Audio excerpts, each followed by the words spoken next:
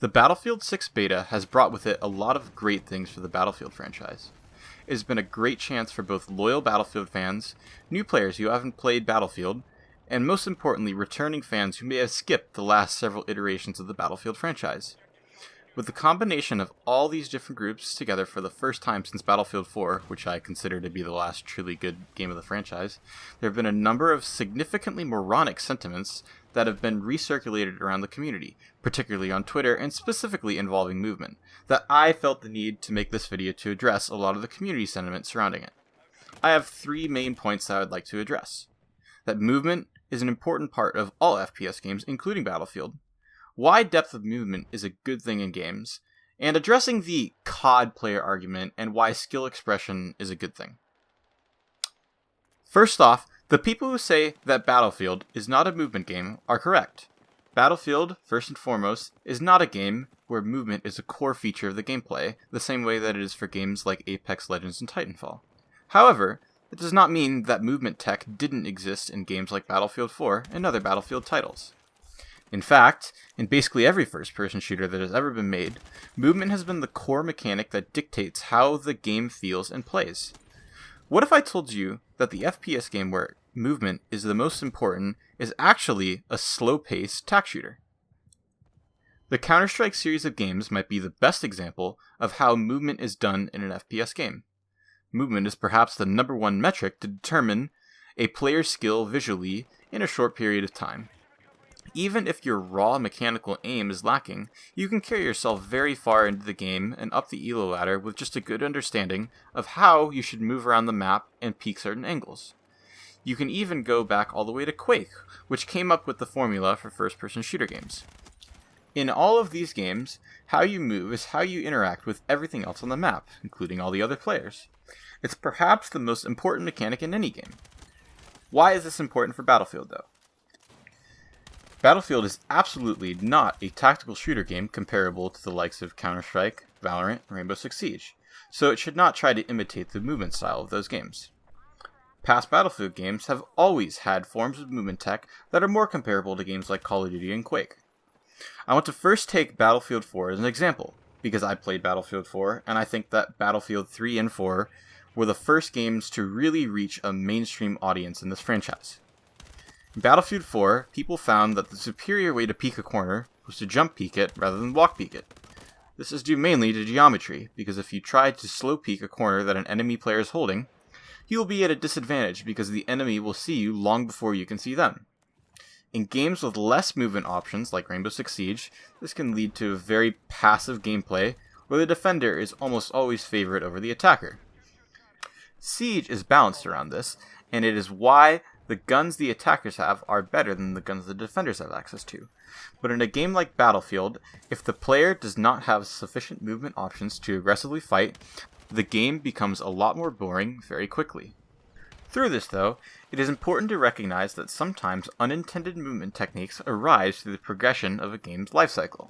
Examples of this are Zuzu peeking in Battlefield 4, breakdancing and ice skating in Battlefield 5. You can find examples of unintended movement techniques in almost every FPS game. In fact, most innovations of movement have come as unintended effects on how game engines were designed. Air strafing, strafe jumping, and bunny hopping were all technically exploits on the Quake engine, which carried over into games like Half-Life and eventually the Source engine as well, which was the foundation for many of the best modern FPS titles. The question that comes is whether these unintended effects have a positive or negative effect on gameplay. I would argue that mechanics like Zuzu peeking and ice skating are actually good for the game. They offer a way to give yourself an advantage when taking fights, but if performed incorrectly, they make you very easy to kill, and thus are not always the best way to take a fight. I will address the elephant in the room, that being a specific clip that did go viral across Battlefield Twitter. I would say that this is an example of unintended gameplay mechanics that do not promote good gameplay. I don't know all the specifics, but I think it might be related to some of the other physics issues that occurred during the beta, that being certain players getting launched specifically around vehicles. It's kind of weird, I don't know, but it's a beta. This is what a beta is for.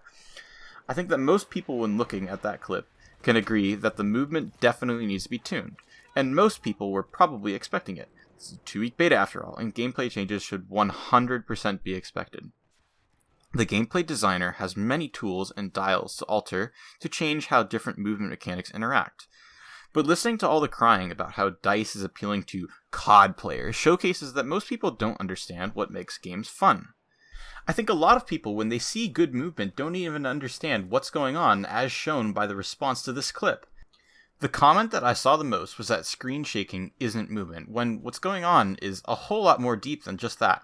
He's flicking his mouse left, then inputting a W jump, which makes him a much harder target to hit and gives him the time to switch to his revolver and complete the kill. This is a fantastic play, but people just don't understand it. People want to have skill expression inside of their games, both in terms of macro details such as game knowledge and game understanding and game mechanics, as well as micro details, which is more related to mechanical skills such as aim and movement, and a whole host of other things. Having one without the other leads to uninteresting gameplay, in where players enjoy it for a bit, but this enjoyment quickly dries out because of the stale nature of the gameplay. Not everybody who enjoys movement in shooter games is a COD player, and it's really unhelpful. There is a reason that Call of Duty is one of the most successful first-person shooter franchises and has been a titan of the industry.